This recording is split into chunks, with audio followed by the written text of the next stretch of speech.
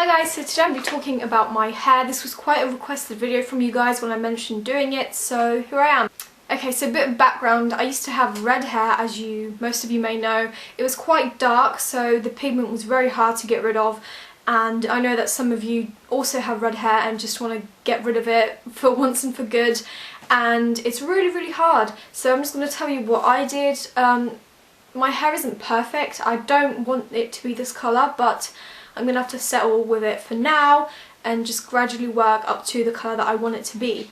So the process of getting rid of my red hair kind of took me from 3 to 4 days, which I know is really bad because usually you're supposed to wait like a few weeks, even months, before you move on to next steps like bleaching or hair dyeing.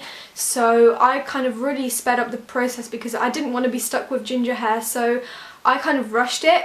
And that's because I know that my hair is really thick and coarse and it can take it. For those of you who have thinner hair, I do recommend taking the process a little bit slower because it can really damage your hair and make it really like gummy. When it's up to the point where you can, when it's wet and you can stretch it, that's when you know it's really damaged.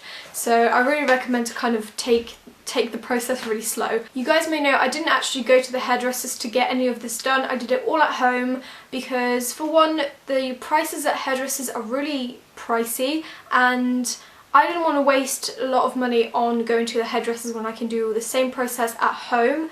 And I don't really trust hairdressers because I've had a bad experience with one before, so I just wanted to do this at home, so I got my mum to do it instead. Before you bleach your hair or just do any put any chemicals on it, I do recommend to really prep the hair before you apply all these chemicals that are really damaging to the hair. So what I did before, prior to dyeing or bleaching my hair or anything like that, I made sure to really deep condition the hair for like an hour and just keep it in your towel for a long time, just so it moisturizes the hair a little bit and kind of preps it for what's to come. Moisture is the most important part when it comes to hair dyeing, because when you bleach or dye your hair becomes really brittle and easy to break, and it's very dehydrated. So what you need to do is just keep conditioning your hair a lot so it regains that strength. Okay, so moving on to what I did, I think that I really took some really unnecessary steps and the process was very long and I used a lot of products on my hair. So this is just my story and what I did. You don't have to do the same thing by any means. Okay, so the first thing that I did was, of course, strip my hair of the colour. So I used a Scott Cornwall hair colour remover from Boots. This hair colour remover doesn't have any ammonia, bleach or peroxide, so it's not that damaging on your hair. I did this process twice because when I did it for the first time, it hardly got rid of any of my red hair. The red was still there, like really bright, and I just wanted to get rid of it. So I used the stripper twice, and that kind of made my hair a little bit less red, but it was still very red. So then I realised that I really need to bleach my hair to get rid of this colour, and because I wanted to go a light brown, I kind of needed to bleach my hair anyway because my natural hair colour is dark brown, so I did that. And to bleach my hair I used a bleach by L'Oreal and it's called Perfect Blonde Maximum Kit, and I also got that from Boots. By the way, all the products will be down below if you want to check them out or buy them yourself, and all the products. So what I did with that was I mixed the bleach with shampoo to kind of dilute the bleach so it wasn't as harsh on the hair, and I also did this so the bleach would kind of lather a bit more and it was easier to spread the whole bleach out. As you can tell, my hair is really long, so usually hair dyes and any like bleach kits, I usually need 2 of those to cover all of my hair, and I didn't want to buy like 2 bleaches because I didn't think it was that necessary, so I only bought 1 and then I just mixed it with shampoo to kind of get a little bit more of the product and make it easier to lather and spread. So that's what I did. And I also think that because it diluted the bleach a little bit, it wasn't as damaging because the shampoo was kind of moisturising my hair at the same time. After I did that, my hair was a proper ginger colour, like Hayley Williams ginger. If I can, I'll insert a picture right here. I don't know if I haven't figured out how to do that yet, but I'll try. And it was just a mess. I hated it. It looked awful. So then I decided to strip my hair of the colour again, thinking that it would work, and it really didn't. Then I decided to dye my hair the colour that I wanted.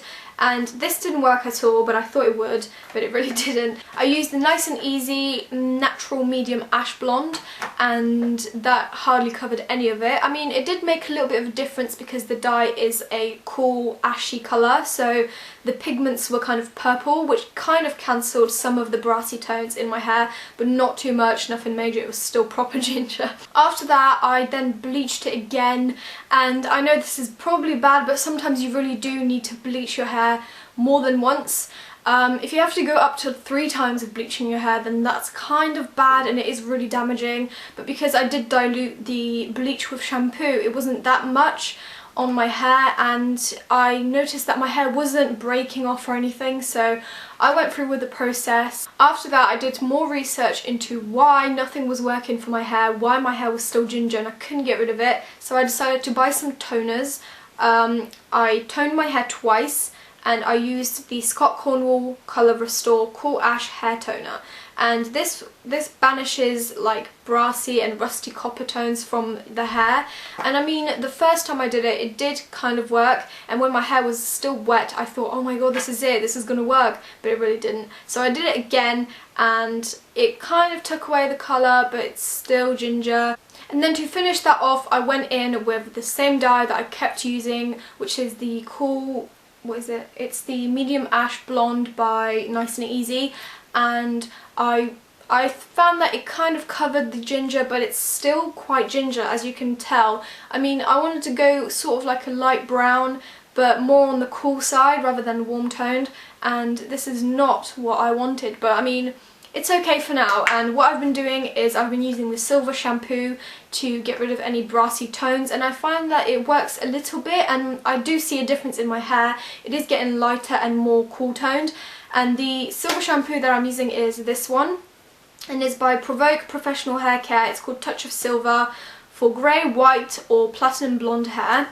You're supposed to use this twice a week, and it's supposed to brighten your hair and actively neutralise the brassiness. I can't talk.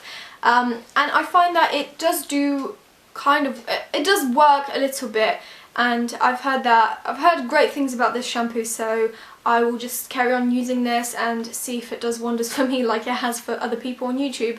So I do recommend getting this if you want to get rid of like gingery tones. Quick thing that I want to talk about is the hair mask that I'm using, and I find this really moisturising on the hair. It's very helpful, and it has gotten my hair into a good state again, so it's not like very dry or anything. And the one that I've been using is Tresemme Expert Selection Thermal Recovery Intense Repair and Hydration Deep Treatment Mask. Whew, that was a mouthful. Okay, so this mask is for heat damaged hair, and it replenishes and protects.